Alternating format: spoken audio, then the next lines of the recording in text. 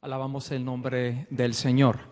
En estos momentos ha llegado la parte central de nuestro programa en esta noche y tenemos con nosotros el privilegio de tener al pastor Esteban Bor. Él me dio permiso para que dijera su nombre en español. Dice, entre los hispanos, Esteban. Así que él ha sido evangelista, pastor por muchísimos años. Él ha estado aquí anteriormente en Puerto Rico y queremos dar la bienvenida y esperamos que el Señor lo utilice poderosamente como lo ha hecho a través de todo su ministerio. Adelante, Pastor Bor.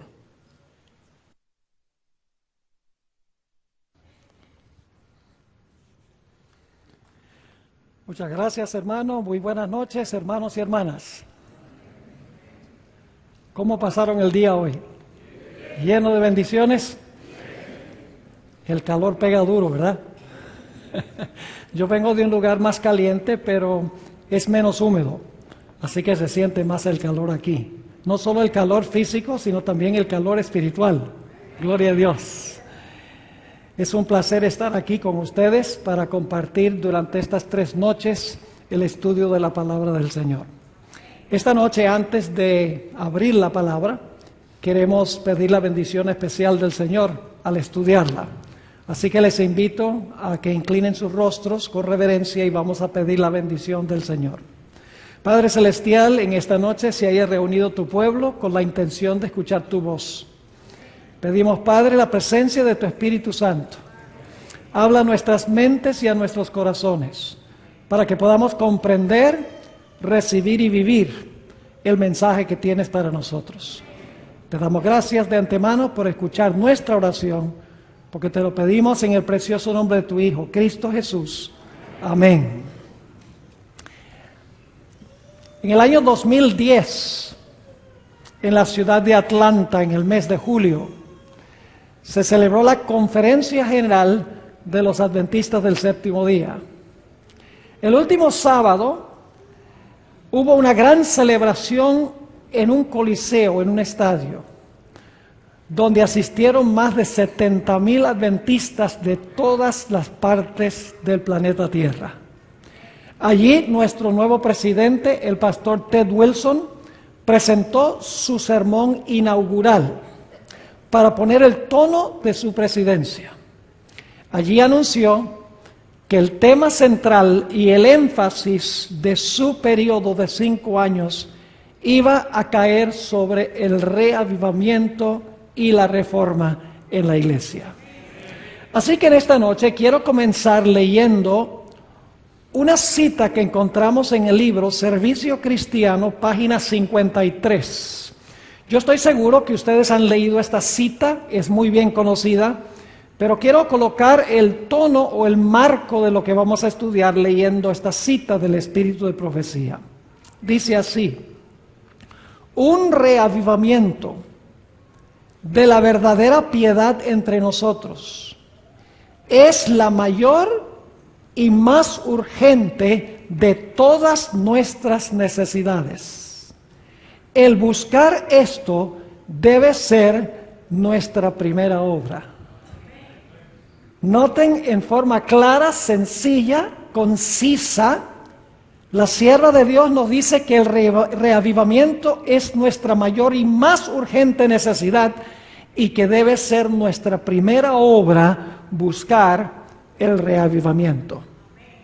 Ahora quisiera leer otra cita, una cita que encontramos también en el libro Servicio Cristiano, en las páginas 53 y 54, a donde la sierva del Señor habla de reavivamiento y reforma. Ahora añade un término o una palabra adicional que no estaba en la primera cita. Dice allí, en esa cita, tiene que realizarse un reavivamiento y una reforma bajo la administración del Espíritu Santo. Ahora escuchen bien, reavivamiento y reforma son 2 cosas diferentes. Reavivamiento y reforma son ¿qué? 2 cosas diferentes. Pero ustedes notarán que yo allí añadí en corchetes, pero estrechamente vinculadas. Es decir, son diferentes, pero están conectadas, están relacionadas. Sigue diciendo, el reavivamiento significa, y ahora fíjense 3 frases paralelas. El reavivamiento significa una renovación de la vida espiritual, una vivificación de los poderes de la mente y del corazón, una resurrección de la muerte espiritual. 3 formas de decir lo mismo. ¿Lo captaron? Nuevamente dice, una renovación de la vida espiritual, una vivificación de los poderes de la mente y del corazón, una resurrección de la muerte espiritual.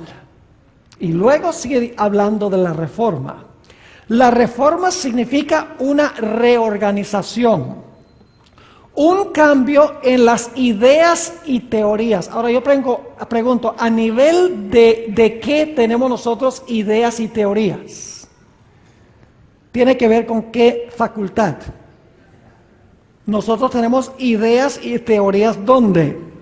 En la mente, exactamente.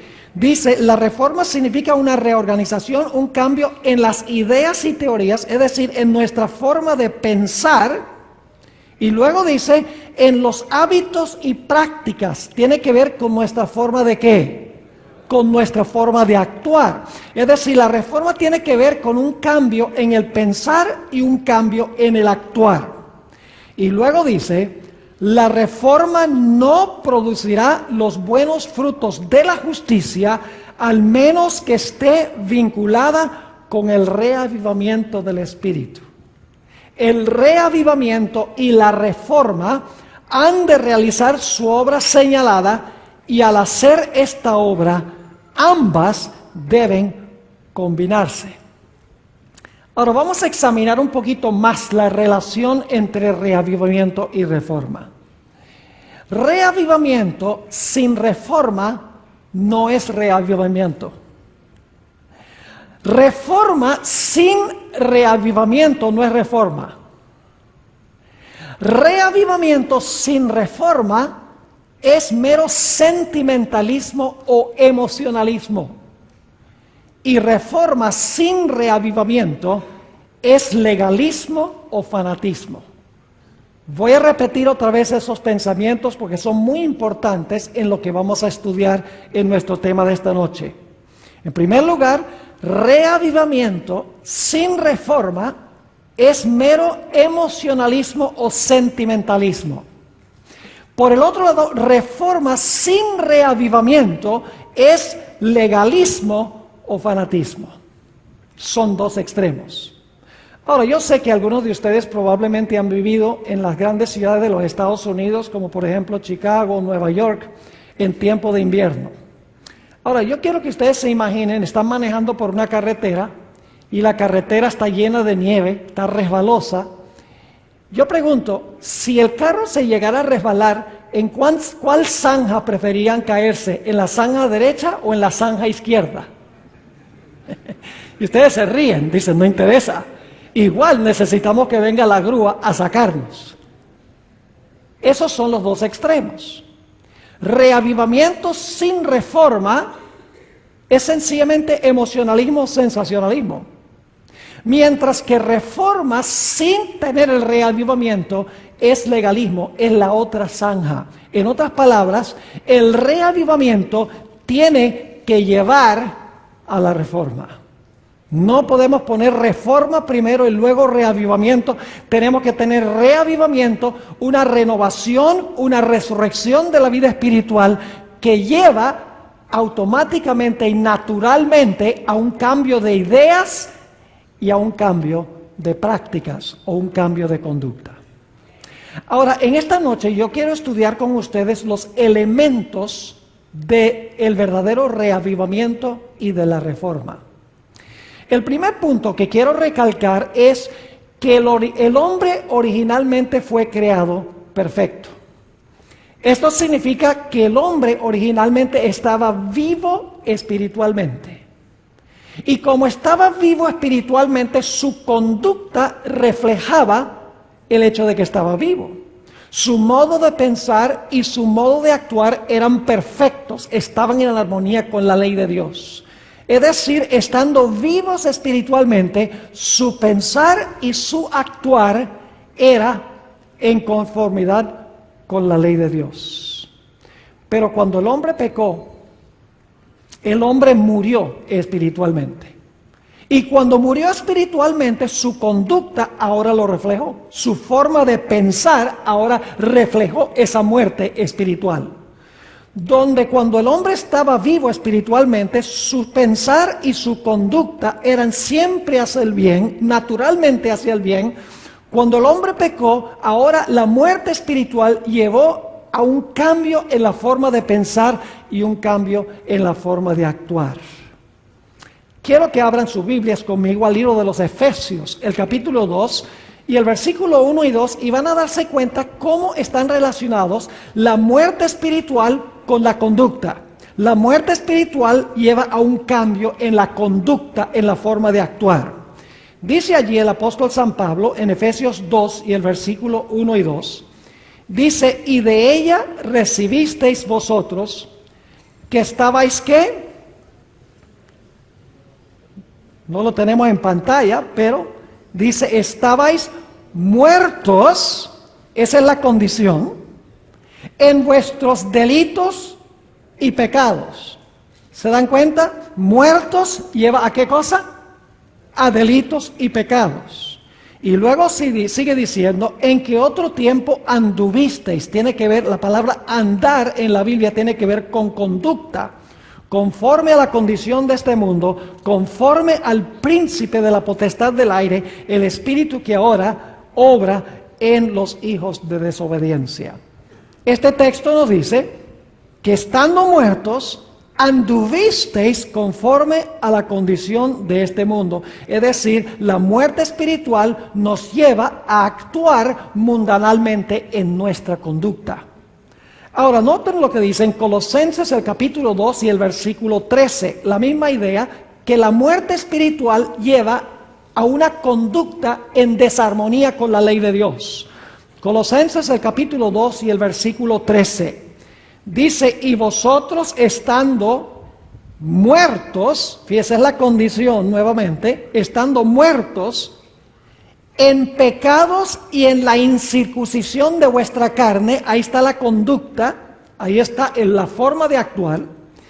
Sigue diciendo, os vivificó juntamente con él, perdonándoos todos vuestros pecados.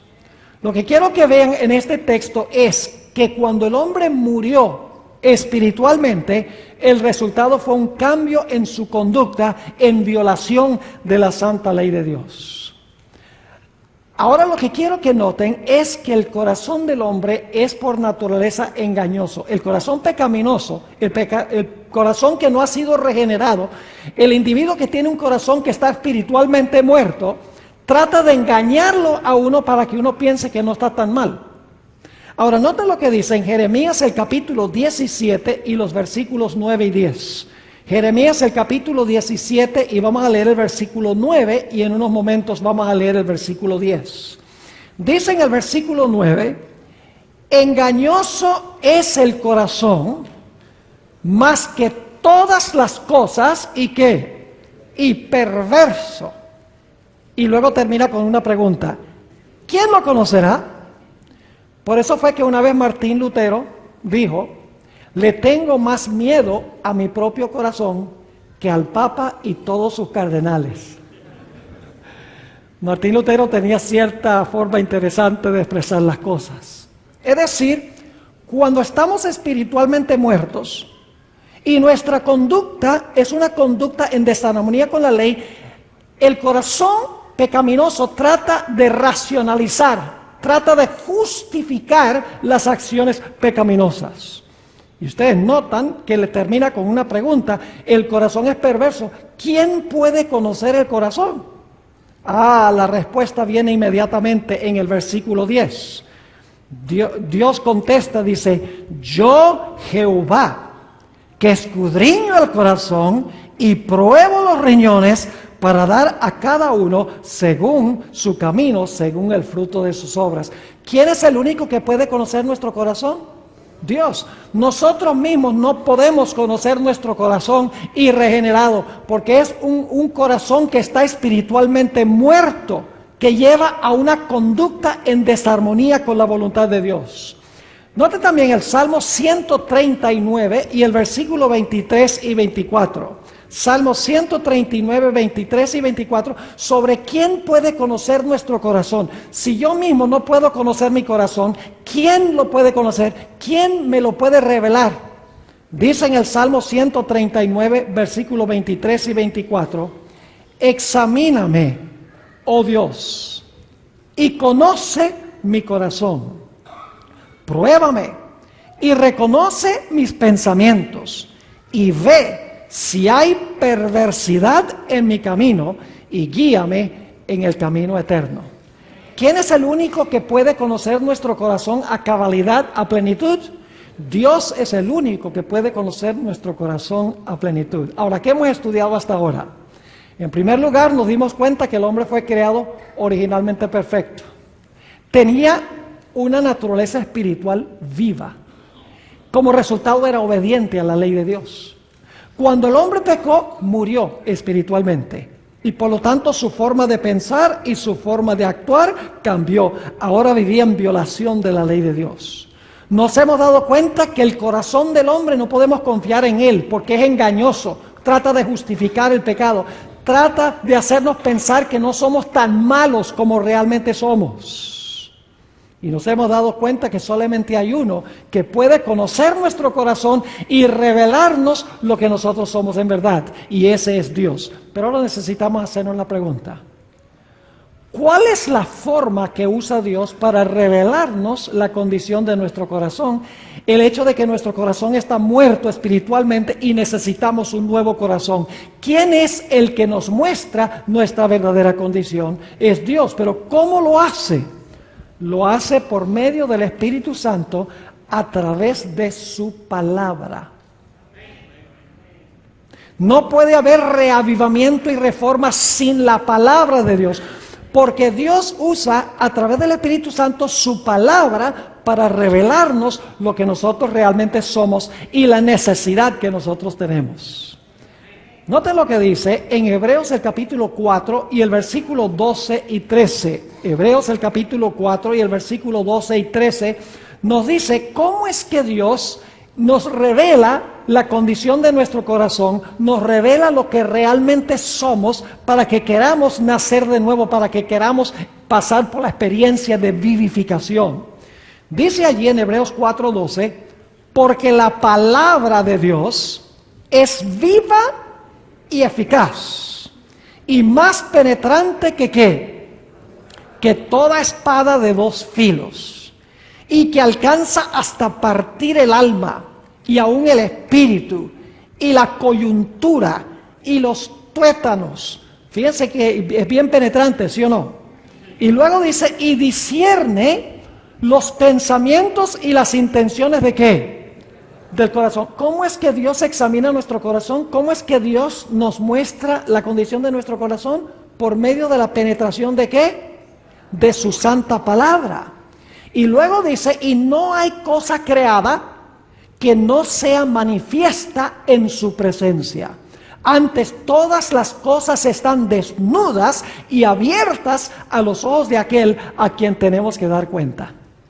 ¿Cómo es que Dios nos revela la verdadera condición de nuestro corazón y la necesidad que tenemos? Lo hace a través de su palabra. Su palabra, como espada de dos filos, entra, penetra hasta las profundidades del ser, nos muestra lo que somos y la gran necesidad que nosotros tenemos. Quiero compartir con ustedes un ejemplo para que podamos entender cómo funciona este asunto de la espada, penetrar y revelarnos nuestra condición para que podamos experimentar el reavivamiento o una renovación de la vida espiritual. Quiero leerles un informe que escribió un hermano que se llama L.D. Fleming. Él asistió a una serie de conferencias que dio Guillermo Miller al comienzo de la historia de la iglesia adventista. El pastor Miller estaba predicando en una ciudad que se llama Portland, en el estado de Maine. Y él describe cómo eran las reuniones de Guillermo Miller. Recuerden la ilustración de la espada de dos filos que penetra y entra y discierne y busca y revela lo que está en el corazón. Así describe la reunión del hermano Miller, de Guillermo Miller. Todo está avanzando poderosamente. Anoche unas 200 personas pidieron oración y el interés parece estar cada vez más en aumento. Toda la ciudad está agitada. Los sermones del hermano Miller no asustan en lo más mínimo a sus oyentes. Al contrario, los que están alarmados son aquellos que no quieren venir a escuchar. Muchos de los que se mantienen alejados y se oponen parecen estar aturdidos o aún alarmados. Pero aquellos que escuchan con sinceridad no se sienten ni aturdidos ni alarmados. Ahora escuchen. El interés que despiertan sus sermones es de índole serena y desapasionada. Lo que quiere decir es que cuando él predica, la gente no anda dando saltos y aleluya y gloria a Dios y emocionándose todos, no. Dice que está escribiendo, el interés que despierta en sus sermones es de índole serena y desapasionada. Es decir, no están involucradas las pasiones, sino el intelecto. Aun cuando este es el reavivamiento más grande que jamás haya visto, no existe un emocionalismo apasionado. Más bien, el mensaje parece arraigarse profundamente en la mayoría de la comunidad. El efecto se produce por lo siguiente. Ahora voy a decir por qué los sermones del pastor Miller tenían este efecto. Dice, el hermano Miller sencillamente toma la espada del Espíritu, la desenvaina y coloca su afilada orilla en el corazón desnudo y la espada corta. Esto es todo. Ante el filo de esta arma poderosa, la infidelidad cae, el universalismo se marchita, los fundamentos se desvanecen y los mercaderes de Babilonia se maravillan. Me parece a mí que esto debe parecerse más a los reavivamientos apostólicos que cualquier otro evento que hayan visto los tiempos modernos. ¿Qué es lo que daba poder a la predicación de Guillermo Miller? Lo que daba poder, según este testigo ocular, era la predicación de la palabra.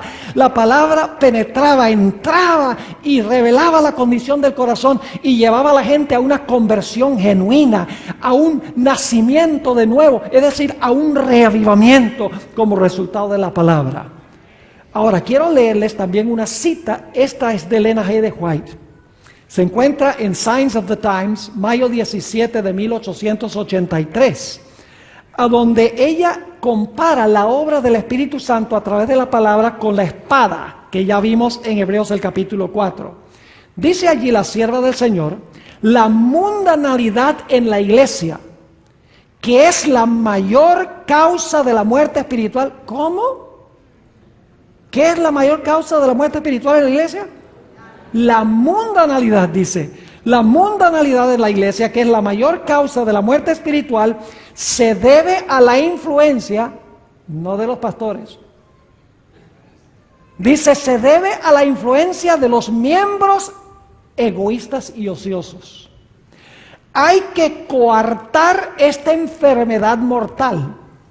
El bisturí del cirujano, fíjese que la idea de cortar, dice, el bisturí del cirujano corta profundo cuando es necesario remover material putrefacto y pestilente. Asimismo, la palabra de Dios, más aguda que toda espada de dos filos, debe cortar hasta el corazón, o el mal nunca será quitado. Los grandes reavivamientos, mis hermanos y hermanas, a través de la historia, han sido reavivamientos basados en la palabra de Dios. El punto de enfoque no ha sido saltar y gritar y bailar y cantar. El punto de enfoque ha sido la predicación poderosa de la palabra de Dios que penetra hasta el corazón, hasta el alma y le revela al pecador la gran necesidad que tiene el corazón perverso y la necesidad de tener un nuevo nacimiento, la necesidad de recibir un reavivamiento. Permítame darles una ilustración. Supongamos que una persona tiene problemas en su vida espiritual con la pornografía, que es un problema grande hoy en día, no solo en la iglesia adventista, sino también en muchas otras iglesias. Y hay un individuo que está luchando con la pornografía, porque es un vicio terrible. Y este individuo dice, yo voy a ir a la Biblia y yo voy a empezar a leer la Biblia. Entonces va a la Biblia y empieza a leer en Mateo el capítulo 5. Por providencia divina. Y está leyendo el capítulo y llega a Mateo 5, 27 y 28, a donde el texto dice, está hablando Jesús, habéis oído en el antaño, no cometerás adulterio. Mas yo os digo que cualquiera que mira a una mujer para codiciarla, ya adulteró en su corazón. Ahora fíjense lo que pasa. Este individuo fue a la Biblia y empezó a leer la Biblia y ahora la Biblia lo está leyendo a él. Porque la Biblia le está diciendo, ese eres tú, ese es el problema que tienes tú. Él empezó leyendo la Escritura y ahora la Escritura lo está leyendo a él. Y la Escritura dice, ese es tu problema. ¿Quieres que te lo corte? ¿Quieres que te lo saque para que puedas tener nueva vida espiritual? Ahora escuchen bien. Por eso debemos ir a la Biblia con un corazón abierto y un corazón sincero. Si vamos a la Biblia con nuestras ideas preconcebidas, vamos a justificar toda clase de prácticas erróneas. Por ejemplo, hay personas que leen la Escritura y dicen que se puede comer carne de cerdo, ustedes lo saben. Hay personas que dicen que se puede guardar el domingo usando las Escrituras. Hay adventistas que dicen que no hay nada malo con ir al cine, o no hay nada malo con vestirse en cierta forma, o no hay ningún problema con escuchar música mundana. Sencillamente lo que se está haciendo es se está justificando el pecado que está en el corazón, en vez de permitir que la palabra entre para desenmascarar el pecado, para que veamos nuestra necesidad de cambio, para que podamos tener un reavivamiento y una reforma en nuestra vida. Ahora, no solamente la palabra de Dios revela la condición del corazón, sino que necesitamos ser un poquito más específicos en cuanto a lo que nos muestra la condición de nuestro corazón y la necesidad que tenemos de un cambio. Vayan conmigo al Salmo 19 y vamos a leer el versículo 7. Por mucho tiempo yo leía este versículo y me dejaba un poco perplejo, un poco confundido. Y le voy a explicar por qué razón. Salmo 19 y el versículo 7. Dice, la ley de Jehová es perfecta. ¿Y qué hace la ley? Que convierte el alma. ¿Qué hace la ley? Convertir el alma. Y yo decía, bueno, ¿acaso Dios no es el que convierte? ¿No es el Espíritu Santo el que convierte? ¿Cómo es que la ley es la que convierte el alma? Y luego leí en el libro Reflejando a Cristo, página 215, esta cita del Espíritu de Profecía. Dice la sierva del Señor, únicamente cuando se restaure la ley de Dios a su debido lugar, habrá entre el pueblo profeso de Dios un reavivamiento de la fe y de la piedad primitiva. ¿Cómo? ¿Solo cuando qué? Solo cuando se restaure la ley de Dios a su debido lugar, habrá entre el pueblo profeso de Dios un reavivamiento de la fe y de la piedad primitiva. Y nos preguntamos, ¿qué hay en la ley que convierte el alma? ¿Qué es lo que hay en la ley que trae un reavivamiento de la piedad primitiva? La respuesta es, hermanos y hermanas, que la ley en realidad es un reflejo de Cristo. A veces el problema es que separamos la ley de Cristo y pensamos de la ley como una lista de 10 reglamentos que dio Dios en tablas de piedra. Pero saben que la ley de Dios es sencillamente una descripción escrita de quién es Jesús en su persona. Y cuando quebrantamos la ley o pecamos contra la ley, en realidad estamos pecando contra Cristo, porque Cristo es un reflejo de la ley en su persona. Fíjense esta cita interesante del Espíritu de Profecía. Se encuentra en el Comentario Bíblico Adventista, tomo 5, página 1105. Hablando de Jesús, dice, Él era la encarnación de la ley de Dios. Es decir, Jesús era la ley vivida en carne humana. Era una ilustración viva de la ley. Dice, Él era la encarnación de la ley de Dios, la cual es un trasunto. La palabra que se usa en inglés es transcript. Algunos de ustedes saben inglés. Transcript significa transcribir. Dice, Él era la encarnación de la ley de Dios, la cual es un trasunto exacto de su carácter. Es decir, que nosotros no debemos solamente contemplar la ley, sino que debemos contemplar la ley como se revela en ¿quién? Como se revela en Cristo. Y cuando nosotros miramos a Cristo, ¿qué vemos? Vemos la ley vivida a perfección. ¿Y cómo nos vemos nosotros en contraste cuando vemos a Cristo en toda su gloria, viviendo la ley encarnada? ¿Cómo nos vemos nosotros? Nos vemos muy pecadores en contraste al mirar la ley. Al mirar a Cristo como se revela en la ley. Y entonces nos pasa lo que le sucedió a Isaías cuando dijo, estoy deshecho. Nos sucede lo que sucedió con el apóstol Pedro, cuando después de la resurrección le dijo a Cristo, apártate de mí, que soy hombre pecador. Nos pasa lo que le sucedió al apóstol Pablo, quien dijo, miserable hombre de mí, ¿quién me librará del cuerpo de esta muerte? Es decir, cuando nosotros contemplamos la ley a través de Cristo, nosotros vemos la belleza y la perfección de Jesús. Y en comparación nos vemos pecadores, nos vemos malos, nos vemos deplorables. Y llegamos a la conclusión de que nosotros estamos en una condición donde necesitamos desesperadamente un cambio en nuestra vida.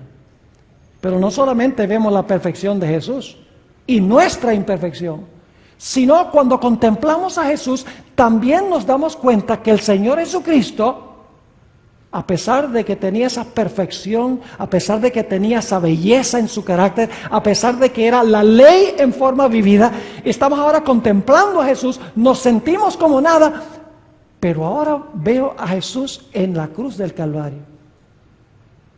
Lo veo con las manos atravesadas, con los pies atravesados, lo veo con la sien herida, lo oigo en la cruz clamando, Dios mío, ¿por qué me has desamparado? Y le digo al Señor Jesús, si tú eres tan hermoso, tú eres tan perfecto, tú eres tan bello, tú eres la encarnación de la ley, y ahora yo te veo así y me siento como si fuera nada, soy un miserable pecador. Pero Señor Jesús, te veo también en la cruz del Calvario, demacrado, sufriendo, clamando a tu Padre por estar separado de tu Padre. Señor Jesús, ¿por qué fue que te pasó eso, siendo perfecto y siendo puro? Y el Señor Jesucristo responde, por tus pecados. ¿Y saben lo que hace la visión de la perfección de Jesús y la visión de la cruz?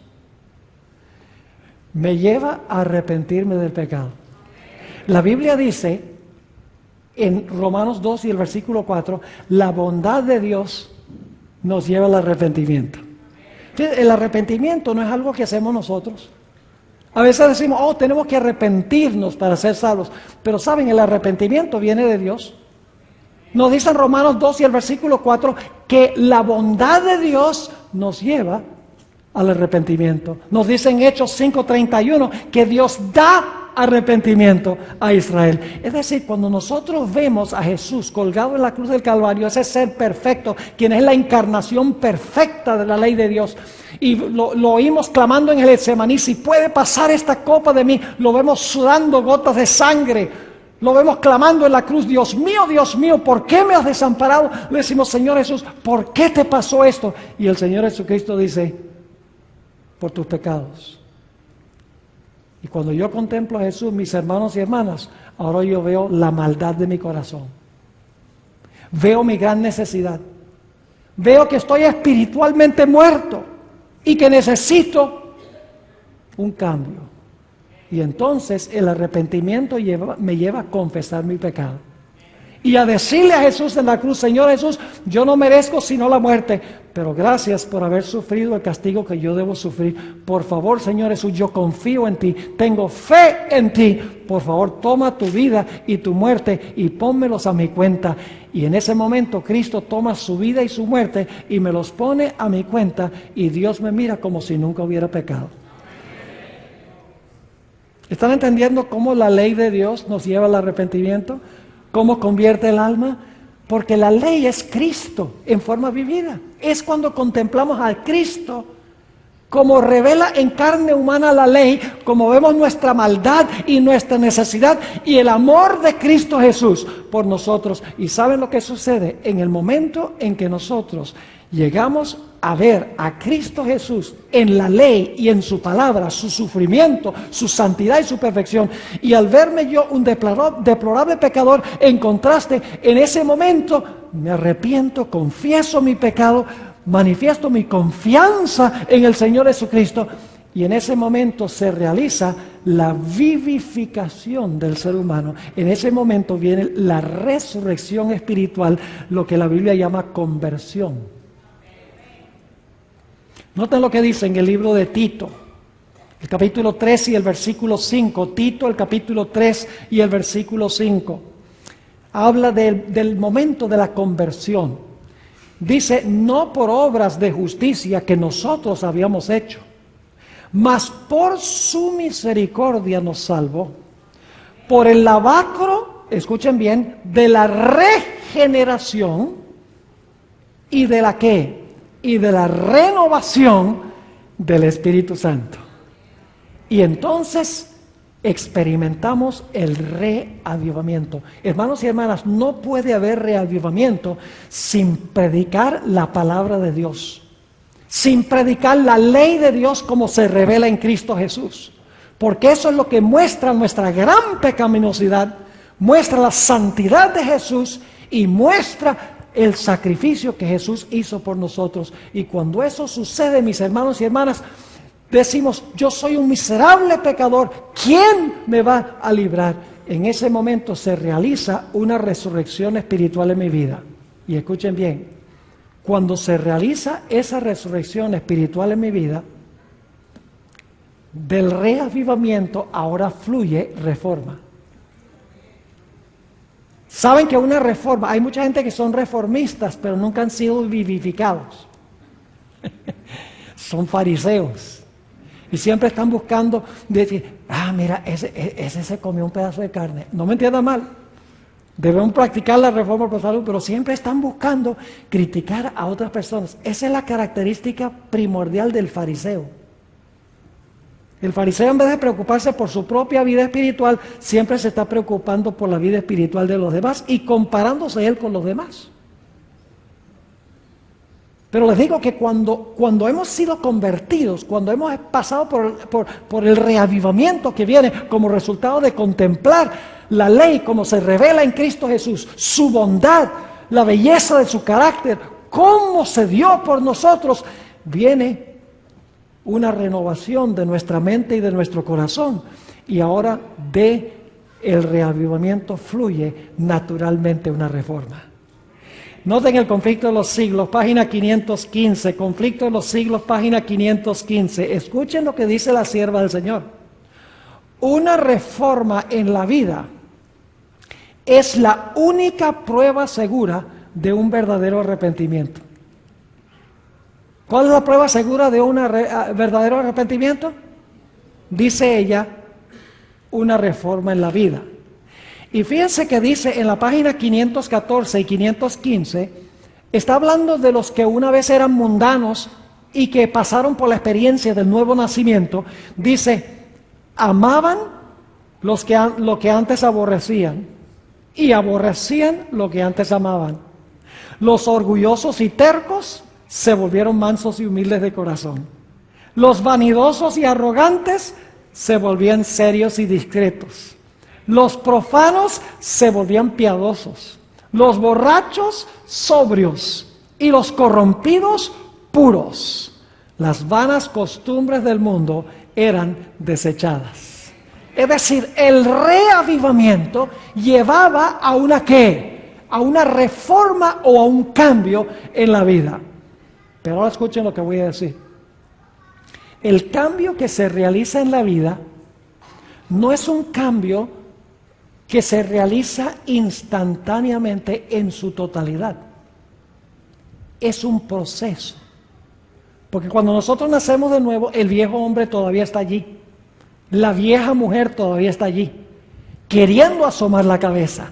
Pero hay una nueva naturaleza espiritual que ha entrado a nuestra vida, que debemos alimentar cada día para que pueda subyugar la naturaleza carnal que antes predominaba en nuestra vida.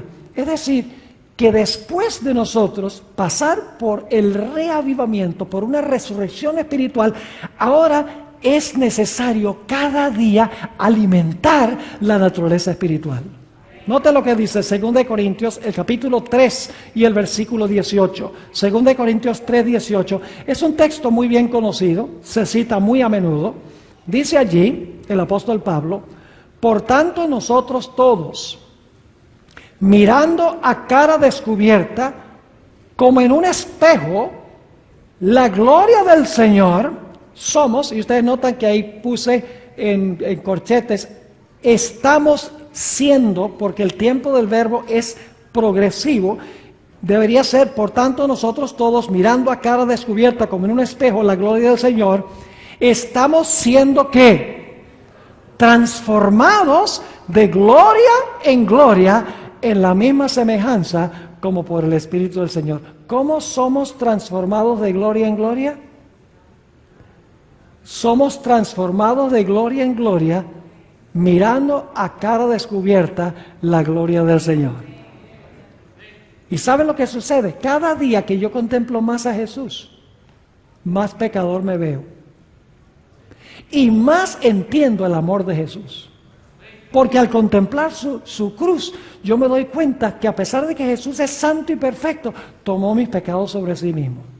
Y cada día renuevo o alimento esa naturaleza espiritual que ha nacido en mi vida de día en día. ¿Y saben lo que es interesante?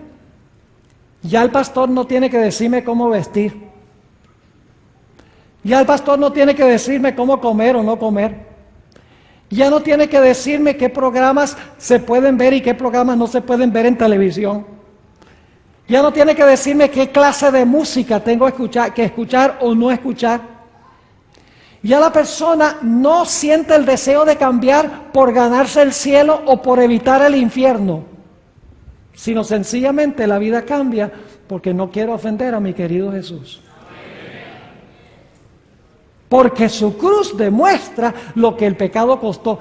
Y yo le digo a veces a los jóvenes, cuando ellos cuando van al cine para ver una película donde hay violencia y donde hay espiritismo y hay sexo ilícito, lo que yo les digo es, mire, por eso fue que murió Jesús. ¿Sí o no? Por ese acto de ir a ver esa película murió Jesús. Porque nosotros somos transformados por lo que nosotros ¿qué? Por lo que nosotros contemplamos. Así es que alimentamos nuestra nueva vida, nuestra vida espiritual. Es decir, nacer de nuevo no es lo último, es el primer paso. Luego, después de la renovación espiritual, después de la resurrección espiritual, al contemplar la cruz de día en día, llego a odiar más el pecado y llego a amar más a Jesús. Yo viví en Venezuela mucho tiempo, la tierra de Coronado. Aunque yo no viví en el área donde él vive, eso es un peladero. Eso no hay sino chivos y burros ahí. Pero tiene su belleza, tiene los médanos, cerca los médanos de Coro, estuvimos allí disfrutando. Pero cuando yo viví en Venezuela, tenía un hobby. El hobby era el de cazar mariposas. Y esto era cuando yo era niño. Y era un hobby que me gustaba muchísimo. Y llegué a ser casi un profesional, un entomólogo profesional. Un entomólogo es uno que estudia los insectos. Y descubrí muchas cosas en cuanto a las mariposas. ¿Saben? La palabra que se usa allí en 2 Corintios 3:18, donde dice estamos siendo transformados, la palabra transformados allí es la palabra metamorfoo. Yo pregunto, ¿qué es una metamorfosis? Una metamorfosis es una transformación radical. Por ejemplo, un gusano. ¿Saben que una mariposa tiene 2 nacimientos? Primero nace como ¿qué? Como gusano. Y el gusano se arrastra por el suelo. Y el gusano come del árbol o de la planta, la mata, a donde fueron colocados los huevos de la madre mariposa. Y el gusano crece a medida que come y se vuelve un gusano bien grandote, pero sigue siendo gusano. Pero luego el gusano se sepulta en una crisálida o en un capullo. Fíjese, ahí tiene uno el simbolismo del bautismo, que es el rito oficial, cuando uno oficialmente está diciendo, estoy dejando el mundo atrás y estoy naciendo de nuevo en Cristo Jesús. Y entonces se entierra en la crisálida o en el capullo, y después de varios días el capullo empieza a sacudirse violentamente, y entonces se abre el capullo. ¿Y sale qué? Y sale una mariposa. ¿Qué ha sucedido? Una metamorfosis. Ahora yo pregunto, ¿una mariposa es un gusano con alas? No, una mariposa no es una modificación del gusano. No es un gusano con alas, no. Es una transformación radical. Yo pregunto, ¿el nombre cambia? Sí, ya no se llama gusano, se llama mariposa. ¿Sus hábitos cambian? Claro, ya no se arrastra, sino que vuela. ¿Su apariencia cambia?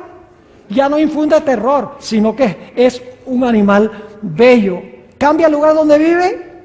Claro que cambia el lugar donde vive. Es una nueva creación. ¿Y cómo llegó a ser mariposa? ¿Porque se esforzó por ser mariposa? No. ¿Por un qué? Por un milagro, no por esfuerzo. Por eso el apóstol Pablo dice, los que están en Cristo, nuevas criaturas son. Las viejas cosas pasaron, y aquí todas las cosas son hechas nuevas. ¿Te recuerdas la conversación de Jesús con Nicodemo? Nicodemo pensaba que él era muy santo y muy bueno porque él guardaba la ley. Y él pensaba que él iba a entrar al reino. Pero dice, bueno, por si acaso le voy a preguntar al maestro, a ver. Le pregunta, bueno, ¿qué necesito hacer yo para finalmente estar en el reino? El Señor Jesucristo, es muy sencillo, tiene que nacer de nuevo. Del agua y del Espíritu. Eso fue algo nuevo para Nicodemo, porque Nicodemo pensaba que guardando la ley, él se iba a salvar. Ahora, fíjense lo que dice la sierva del Señor. Esto se encuentra en El Deseo de todas las gentes, página 143. Escuchen bien. El gusano no se convierte en mariposa porque se esfuerza por ser mariposa, sino por un milagro. Dice, el que está tratando de alcanzar el cielo por sus propios esfuerzos, por sus propias obras, observando la ley, está intentando lo imposible. Eso es reforma sin qué? Sin reavivamiento. Sigue diciendo, no hay seguridad para el que tenga solo una religión legal, solo una forma de la piedad. Escuchen esto. La vida del cristiano no es una modificación o mejora de la antigua, sino una transformación de la naturaleza. Se produce una muerte al yo y al pecado y una vida enteramente nueva. Ese cambio puede ser efectuado únicamente por la obra eficaz ¿de qué? Por la obra eficaz del Espíritu Santo. Y claro, después de la transformación, ¿qué tenemos que hacer? Tenemos que permanecer en Jesús. Y déjenme darles una ilustración para que puedan entender. En Venezuela yo iba a cazar mariposas a un parque nacional que se llamaba Parque Nacional Henry Pittier, en una región que se llama Guamitas, cerca de la ciudad de Limón. Y yo recuerdo la primera vez que fui a ese parque nacional, yo llevaba mi malla de cazar mariposas, mis tablitas, llevaba mi frasco de veneno, tetracloruro de carbono, que uno mete la mariposa y ¡puf! Se abre la sala y está muerta en solamente 1 o 2 segundos. Es mortal. Y yo entré con la malla y veo esta mariposa azul, de esas grandes, y dejo todo allí y me pongo a perseguir esa mariposa. Y es de esa clase de mariposa donde uno le tira la malla y sube, y luego le tira la malla y baja. No vuela derecho, sino para arriba y para abajo, para arriba y para abajo. Y bueno, yo estaba tropezándome con las matas y con los árboles y medio cayéndome con piedras. Y yo vi que el que atendía al Parque Nacional estaba parado ahí, estaba riéndose. Y entonces pues no pude agarrar la mariposa, entonces me dice, ¿qué estás haciendo? Le digo, estoy cazando mariposas.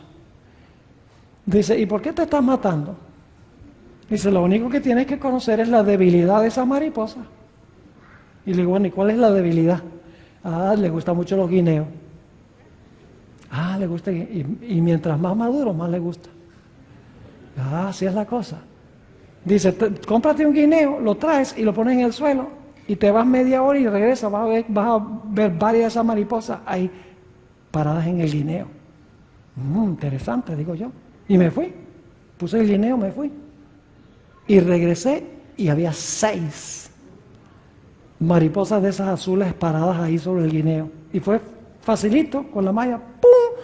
Se la puse encima, 6 mariposas de un solo golpe, sin nada de esfuerzo. Yo dije, eso está bueno. Ahora, fíjense lo que sucedió. Pasé varios años sin ir a ese parque nacional. Después de varios años regresé. Entré con mi malla y con mi frasco y con todo mi equipo. Y cuando entré por la puerta del parque, estaba el ranger, el que estaba atendiendo el parque, y me dice, ¿para dónde vas con eso? Y yo le dije, no, voy a cazar mariposas. Él dice, no puedes cazar mariposas aquí. Le dije, ¿por qué? Si yo cazaba mariposas aquí hace algunos años. Dice, no, pero desde ese tiempo esto ha sido proclamado un refugio nacional. Aquí no se puede cazar mariposas, no se puede matar nada, no puedes agarrar las flores, nada. Todo está protegido. ¿Saben lo que hice yo? Me salí de la cerca del parque con mi guineo y tiré el guineo fuera del parque. Y cualquier mariposa que se saliera del refugio y cayera en el guineo era presa segura. Mis hermanos y hermanas, nada más porque hemos nacido de nuevo por un milagro de Dios, no significa que estamos absolutamente seguros, al menos que permanezcamos en Jesús. Porque el gran cazador, Satanás, está bravo porque hemos nacido de nuevo y va a hacer todo lo posible por recuperar lo que él ha perdido. Mis hermanos y hermanas, lo que necesitamos en la iglesia no es solo una reforma. Lo que necesitamos en la iglesia es un reavivamiento de la vida espiritual que lleva a una reforma. Y el reavivamiento no puede venir sin hacer que la palabra de Dios sea central, sin hacer que la ley de Dios sea central, sin que dediquemos tiempo para meditar y dejar que la palabra entre. La palabra, dicho sea de paso, es Jesús, que entre, que busque el pecado, que lo corte y lo saque antes de que el cáncer del pecado nos mate a nosotros. Pero ¿saben lo que sucede? La mayoría de los reavivamientos que hay en el mundo cristiano hoy no son de esta clase. Aún en la iglesia adventista nosotros pensamos que para tener reavivamiento tenemos que aprender a adorar como los demás. Y tenemos que usar la música de los demás. Y tenemos que usar los métodos de evangelismo de los demás. Y que entonces cuando tengamos una música más upbeat, cuando tengamos servicios religiosos que entretengan, entonces vamos a tener un reavivamiento. Hermanos y hermanas, ese no es el camino correcto.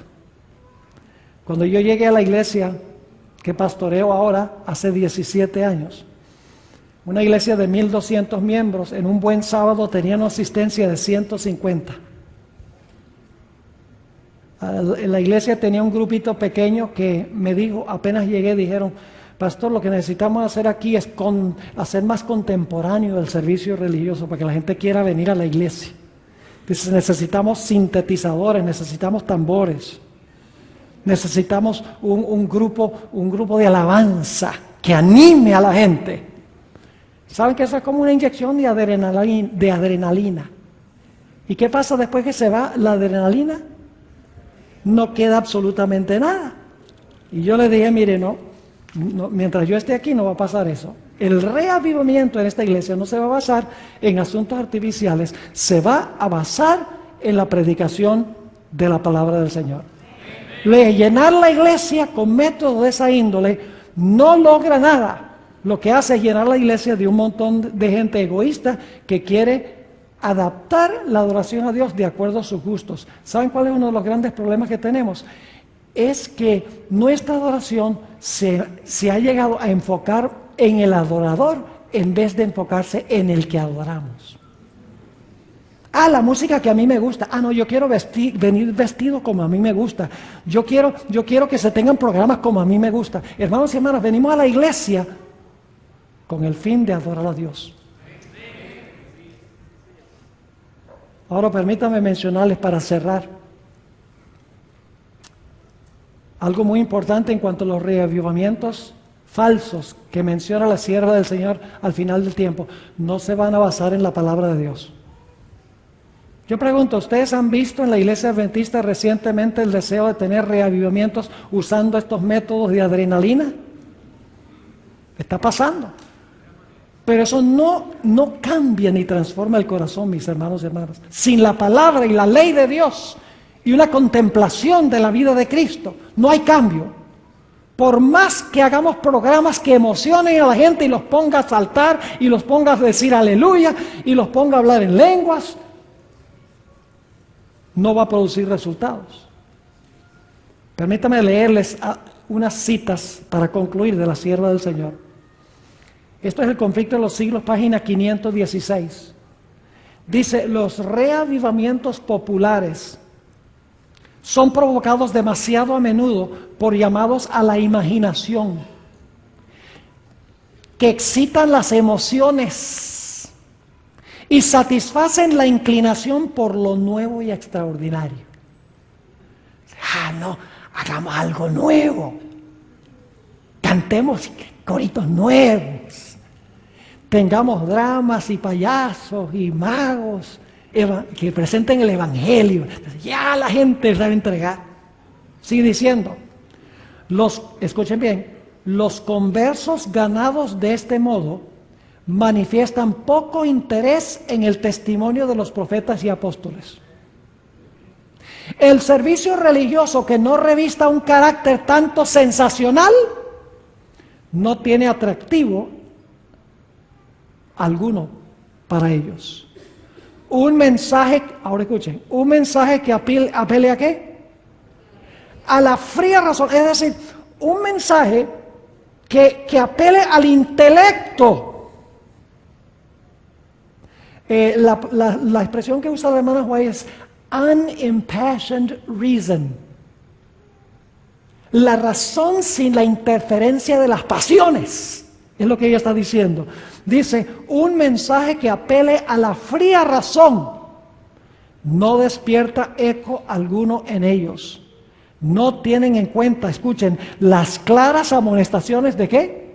Aquí venimos al punto, de la palabra de Dios, que se refieren directamente a sus intereses eternos.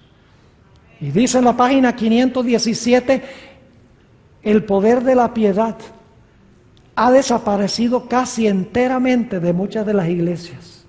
Y fíjense cuál es el resultado.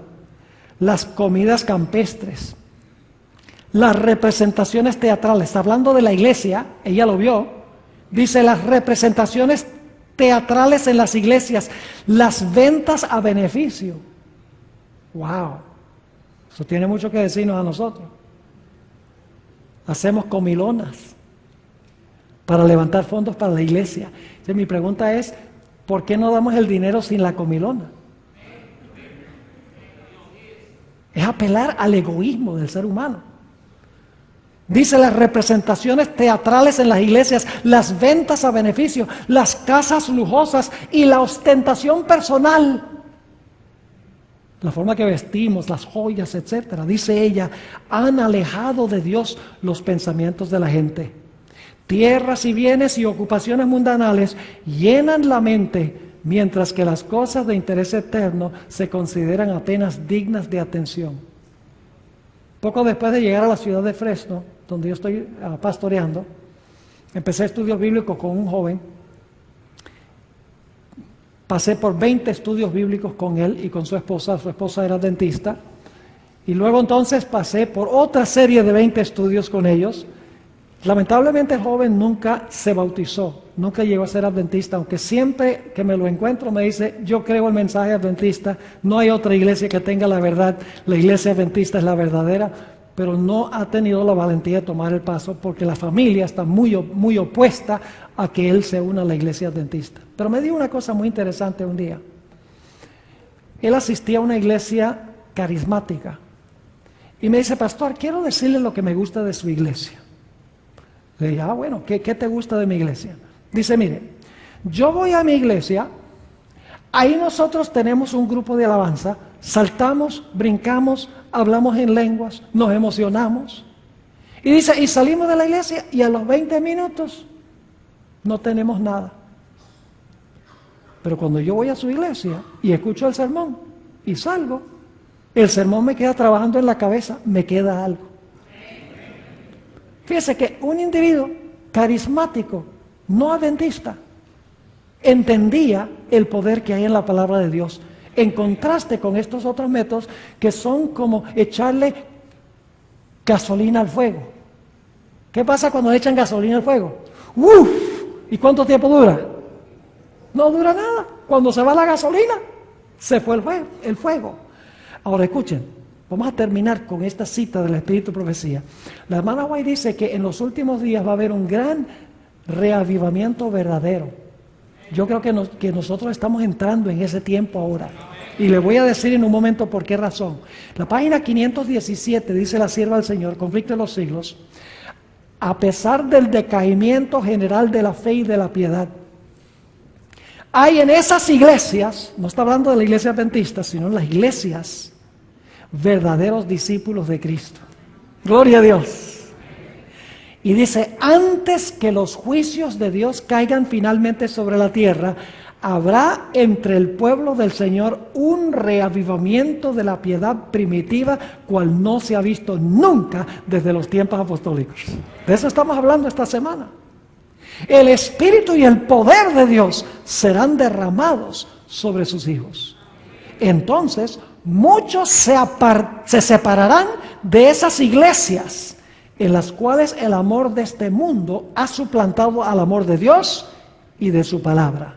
Muchos, tanto ministros como laicos, aceptarán gustosamente esas grandes verdades que Dios ha hecho proclamar en este tiempo. Fíjense, esas grandes verdades que Dios ha hecho proclamar en este tiempo a fin de preparar a un pueblo para la segunda venida del Señor. Cuando la hermana White dice esas grandes verdades que Dios ha hecho para proclamar en este tiempo, está hablando de verdad presente, a fin de preparar un pueblo para la venida del Señor. ¿Ustedes creen que el diablo sabe que ese reavivamiento está a la vuelta de la esquina? Ajá, que sí, ¿qué? ¿Y qué va a hacer el diablo? Lo está haciendo. La mayor evidencia de que el verdadero reavivamiento está a las puertas es lo que les voy a leer ahora para terminar. Dice, el enemigo de las almas desea impedir esta obra. Él no quiere un verdadero reavivamiento. Dice, el enemigo de las almas desea impedir esta obra. Y antes que llegue el tiempo para que se produzca tal movimiento, es decir, el reavivamiento verdadero, tratará de impedirla introduciendo una falsificación. Lo estamos viendo en el mundo cristiano y en muchas iglesias adventistas, lamentablemente, mis hermanos. Ahora escuchen, hará aparecer como que la bendición especial de Dios es derramada sobre las iglesias que pueda colocar bajo su poder seductor. Y yo pongo aquí entre corchetes, va a haber mucho amor, grandes multitudes, grandes templos, grandes predicadores, gran emoción y gran entusiasmo. Lo vemos. Dice, allí se manifestará lo que se considerará como un gran interés por lo religioso. Multitudes se alegrarán de que Dios esté obrando maravillosamente en su favor, cuando en realidad la obra provendrá de otro espíritu, bajo un disfraz religioso. Escuchen bien, bajo un disfraz religioso, Satanás tratará de extender su influencia sobre el mundo cristiano. Eso lo estamos viendo. Y la sierva de Dios dice que inmediatamente antes del reavivamiento genuino iba a haber esta falsificación. Y lo estamos viendo hoy. Es una de las evidencias de que el más grande reavivamiento de la historia de la iglesia pronto va a ocurrir. Mis hermanos y hermanas, sin embargo, el diablo quiere impedir que este reavivamiento se realice. Por eso el diablo hace que nosotros basemos nuestros servicios religiosos en toda clase de adornos, que los centremos en la música, el entretenimiento, entre tantas otras cosas, porque él sabe que cuando se predica la palabra de Dios con poder, las vidas cambian. Por lo tanto, trata de ocultar la palabra de Dios usando muchos otros métodos, porque él sabe que esos métodos no alcanzan hasta partir el alma, como dice la Sagrada Escritura. Mis hermanos y hermanas, estamos en el umbral mismo del tiempo del fin. Estoy convencido de eso. Y nosotros tenemos que tomar una decisión de que vamos a dedicar nuestro tiempo a lo que va a edificar nuestra vida espiritual. Vamos a tener que dejar de escuchar muchas cosas, dejar de ver muchas cosas, y vamos a tener que dedicar nuestro tiempo a contemplar a Cristo Jesús en su palabra, su santidad y su amor por nosotros. Y mis hermanos y hermanas, cuando la iglesia hace eso, el diablo tiembla. Mi oración es que esta semana sea de beneficio espiritual, para que eso pueda ser una realidad en la iglesia de Bellavista y en las demás iglesias que están representadas aquí. Antes de tener nuestra oración, quisiera mencionarles que el tema de mañana va a ser supremamente importante. Vamos a tratar un tema un tanto controversial. El hermano Coronado es el hombre de la música. Yo no soy músico profesional, toco la trompeta, sé leer música, sé de teoría musical, pero no soy músico. Pero hice una investigación en cuanto a un campestre muy famoso que se hizo en la iglesia adventista en el año 1900, en el estado de Indiana, donde se estaba enseñando una teología que se conoce como la doctrina de la carne santificada, una herejía. Lo acompañó un estilo de adoración muy interesante. Yo he hecho una investigación intensa, profunda de lo que sucedió allí. Y cada vez que yo pienso en esto, yo tiemblo al ver cómo en muchas de nuestras iglesias estamos siguiendo en los pasos de lo que pasó allí en ese campestre. Debemos venir mañana, mis hermanos y hermanas, para escuchar este tema tan importante, para saber el trasfondo de mucha de la música que se está usando hoy en la iglesia y por qué es que se está usando. Es un tema que podría decirse que es un tanto controversial. Yo no vengo aquí a despertar controversia, pero la verdad de Dios siempre levanta controversia. Cuando no levanta controversia es porque toda la gente está calmada y toda la gente está tranquila. Escuchen bien, solo hay una cosa peor que la división, y es la unidad sobre un fundamento falso. ¿Ustedes escucharon lo que dije? Solo hay una cosa peor que la desunión, y es la unión sobre un fundamento falso. Tenemos que estar seguros que si vamos a estar unidos, estamos unidos sobre un fundamento sólido y seguro. Oremos. Padre, te damos gracias porque hemos sentido aquí tu presencia, sabemos que donde se predica tu palabra tú estás. Te pido, Señor, que tomes lo que hemos estudiado, lo grabes en nuestras mentes y en nuestros corazones. Te doy gracias, Padre, por todas las personas que están viendo y escuchando esta programación a través del internet, a través del radio. Te ruego, Señor, que el Espíritu que hay aquí también lo haya en todos los lugares que están escuchando. Padre, queremos ese reavivamiento y esa reforma genuina en tu iglesia. Será espectacular ver cómo tu iglesia, por el poder de Dios, va a conmover el mundo. Padre, anhelamos que llegue ese día. Haznos parte de ese gran movimiento. Te lo pedimos en el precioso nombre de tu Hijo, Cristo Jesús. Amén. Quería anunciarles antes de entregar el púlpito. Algunos me han preguntado en cuanto a materiales. Tenemos algunos materiales disponibles que van a estar a la salida. Si están interesados, hay una mesa especial. Que Dios les bendiga. Nos veremos Dios mediante mañana. Traigan a un amigo o traigan a otro miembro.